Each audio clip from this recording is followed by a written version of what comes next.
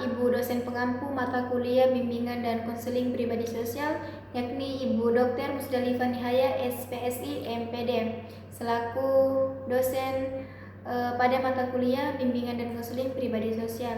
Ya, dan juga teman-teman kelas 3B BKPI yang kami hormati.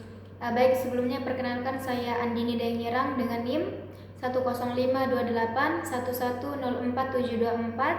Saya selaku moderator dari kelompok 5 BK Prisos. Di sini saya bersama teman saya yaitu saudari Nia Ramadhani dengan NIM 10528110394. Oke, baik. Ya, di sini kami akan memaparkan materi kami yang berjudul memahami strategi pengembangan pribadi sosial, layanan perencanaan individual, dan penyusun program bimbingan konseling pribadi sosial untuk layanan perencanaan individual. Di sini ada 3 yang akan kami kaji, yaitu pembahasan pertama tentang strategi pengembangan pribadi sosial melalui layanan perencanaan individual bagi peserta didik. Terus yang kedua, langkah-langkah penyusunan program BK pribadi sosial yang mendukung layanan perencanaan individual.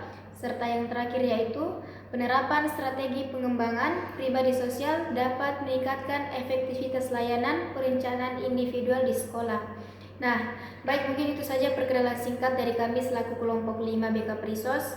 Selanjutnya kita langsung masuk saja pada pembahasan materinya, yaitu yang akan dibacakan pertama oleh teman kelompok saya yaitu Nia Ramadhani. Sebelum itu teman-teman perlu mengetahui bahwasannya perkembangan pribadi dan sosial ini merupakan aspek penting dalam membentuk individu yang berkarakter mandiri serta mampu beradaptasi dengan lingkungan sosialnya. Dalam konteks bimbingan dan konseling, layanan perencanaan individual ini menjadi salah satu strategi yang utama untuk membantu siswa dalam memahami potensi diri mereka, kemudian untuk merencanakan masa depan, serta mengatasi hambatan sosial maupun hambatan yang dihadapi oleh siswa-siswa. Ya, mungkin langsung saja kita masuk pada pembahasan pertama, yaitu strategi pengembangan pribadi sosial melalui layanan perencanaan individual bagi peserta didik yang akan dijelaskan oleh saudari Nia Ramadhani. Saya persilakan. Baik, terima kasih atas kesempatannya moderator. Di sini saya akan menjelaskan bagaimana strategi pengembangan pribadi sosial melalui layanan perencanaan individual bagi peserta didik. Ya, baik teman-teman, perlu kita mengetahui strategi pengembangan pribadi sosial dalam layanan perencanaan individual merupakan bagian penting dari pendekatan bimbingan dan konseling komprehensif. Strategi ini berorientasi pada upaya membantu peserta didik memahami potensi dirinya, mengembangkan kesadaran sosial, serta mampu merencanakan langkah-langkah hidup secara mandiri dan realistis. Dalam konteks perencanaan individual, konselor berperan untuk mengidentifikasi kebutuhan, hambatan, serta potensi siswa melalui asesmen menyeluruh. Menurut Kumara 2021, dalam strategi layanan perencanaan individual untuk mengembangkan work readiness pada siswa SMK, strategi layanan dilakukan dengan asesmen kebutuhan, mentoring personal, serta pemantauan progres yang memungkinkan konselor memberikan dukungan spesifik bagi setiap siswa. Selain asesmen, strategi yang efektif juga mencangkup penguatan konsep diri, pengembangan empati, serta peningkatan keterampilan sosial. Studi oleh Simanjuntak 2020. Pengaruh bimbingan pribadi sosial terhadap konsep diri siswa menunjukkan bahwa layanan pribadi sosial mampu meningkatkan kepercayaan diri dan kesadaran diri siswa melalui kegiatan penyuluhan, konseling individual, dan refleksi diri. Sementara itu, penelitian oleh Wahyuni 2022 dalam konstruksi program bimbingan pribadi sosial dalam meningkatkan empati siswa, menjelaskan bahwa strategi seperti sosiodiorma, role playing, dan penggunaan media film efektif untuk membentuk empati dan interaksi sosial siswa.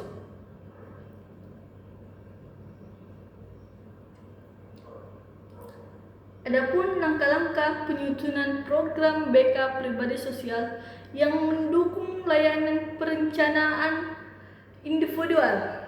Yang pertama, langkah pertama itu dalam penyusunan program penyusunan bimbingan konseling pribadi sosial adalah analisis kebutuhan peserta didik atau needs assessment. Tahap ini dilakukan melalui observasi, wawancara, kuis kuesioner, dan studi dokumentasi untuk mengetahui masalah utama yang dialami siswa dalam bidang pribadi maupun sosial.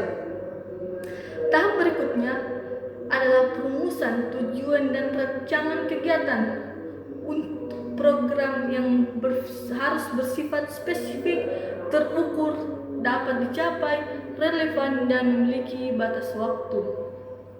Misalnya, meningkatkan kemampuan komunikasi interpersonal, mengelola emosi, atau mengatasi rasa rendah diri.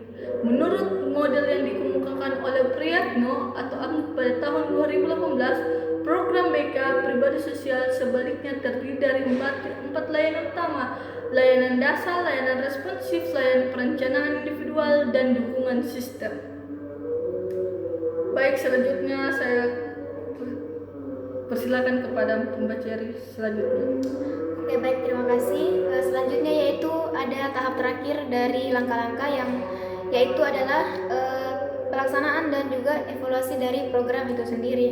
Nah, pada saat ini guru BK bertugas melaksanakan layanan sesuai dengan jadwal yang telah dirancang. Nah, misalnya ketika kita melakukan sesi konseling individual, bimbingan kelompok, maupun kegiatan sosial yang dimana mendukung pembentukan kepribadian kita yang positif. Nah, pada evaluasi ini dilakukan dengan metode formatif dan juga sumatif untuk mengetahui sejauh mana efektivitas program ini telah tercapai.